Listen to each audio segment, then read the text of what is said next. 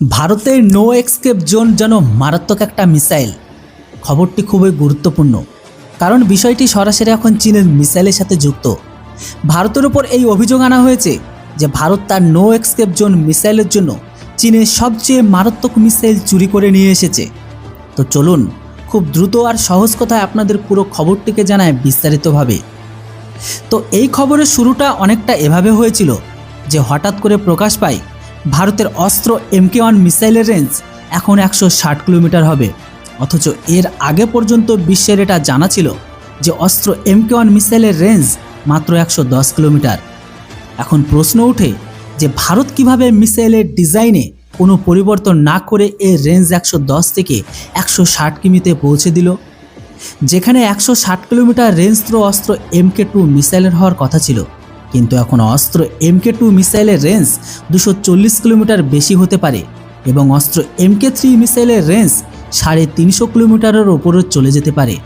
অর্থাৎ ভারত অস্ত্র মিসাইলগুলোর পুরো রেঞ্জের সমস্ত হিসেব নিকেশ বদলে দিয়েছে। এমন অবস্থায় প্রশ্ন উঠল যে ভারত আসলে এমন কি পেয়ে গেল যার ফলে এই অস্ত্র মিসাইলের রেঞ্জে সরাসরি 50, 60 বা 70 কিলোমিটার বৃদ্ধিকে ঘটিয়ে দিল। তো ঠিক এই খবরের মাঝে চীন সুযোগ বুঝে অভিযোগ তুলেছে যে ভারত অস্ত্র MK1 মিসাইলের রেঞ্জ বাড়ানোর জন্য চীনের মিসাইল প্রযুক্তি চুরি করেছে। চীনা মিডিয়া আর সোশ্যাল মিডিয়ার অভিযোগ হলো ভারত গত বছরে চীনের যে PL-15 মিসাইলটিকে পেয়েছিল তার উপর ভারত রিভার্স ইঞ্জিনিয়ারিং করেছে, যার ফলে ভারত নিজের মিসাইলের রেঞ্জ বাড়ানোর নতুন পথ খুঁজে পেয়েছে। এখন চীন যে অভিযোগ করছে তা না হয় বাদই দিলাম, কিন্তু সীমা ছাড়ালো তখন যখন ভারতের সোশ্যাল মিডিয়াতে ভারতের থেকে ভারত বিরোধী মানসিকতা রাখা কিছু মানুষ চীনের এই মিথ্যাকে ছড়িয়ে দিতে শুরু করলো।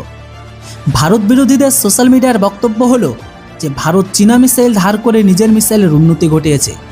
যদিও এই ধরনের মিথ্যা অভিযোগকারীদের ভারতের অস্ত্র মিসাইল প্রজেক্ট সম্পর্কে কোনো ধারণা নেই, তবুও তাদের মানসিকতা ভারত বিরোধী বলে তারা ভারত বিরোধী অভিযোগে নেমে পড়েছে। তবে ভারতের মিসাইলের সমালোচনা যারা করেছেন তারা ভুলে গেছেন যে ভারত তার আকাশ থেকে আকাশে নিক্ষেপযোগ্য মিসাইলকে নো এক্সকেপ জোন মিসাইলে পরিণত করেছে এবং ভারত এই কাজটি করে 2024 সালে সম্পূর্ণ করে ফেলেছিল। তখন ভারতের কাছে চীনের কোনো PL-15 মিসাইল ছিলই না। নো এক্সকেপ জোন অর্থাৎ সেই এলাকা বা সেই দূরত্ব যার ভিতরে যদি শত্রুর ফাইটার জেট চলে আসে তবে সে নিজের সমস্ত শক্তি প্রয়োগ করলেও, দ্রুত ওপরে উঠে গেল বা নিচে ঝাঁপ দিল, ইলেকট্রনিক জ্যামিং বা অন্য কোনো উপায় অবলম্বন করলেও ভারতের নো এক্সকেপ জোন মিসাইল থেকে রক্ষা পাওয়া তার জন্য অসম্ভব হবে।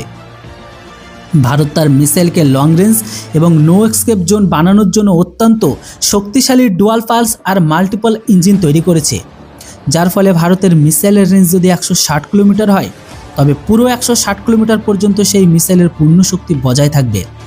আজ ভারতের মিসাইল ডিজাইনের বৈশিষ্ট্য এতটাই অনন্য যে ইউরোপের মাল্টিন্যাশনাল কোম্পানি এমবিডিও আজ ভারতের সাথে মিলে মিসাইল তৈরি করতে চায়। কিন্তু কিছু ভারত বিরোধী মূর্খ মনে করে যে ভারত মেড ইন চায়না মিসাইলের প্রযুক্তি চুরি করে নিজের মিসাইলের রেঞ্জ বাড়িয়েছে, অথচ এই লোকদের জানা উচিত যে খোদ চীন নিজের PL-15 মিসাইলের রেঞ্জ বাড়ানোর জন্য সংযুক্ত আরব আমিরাতের একটি মিসাইল প্রযুক্তি চুরি করার কাজ করেছিল।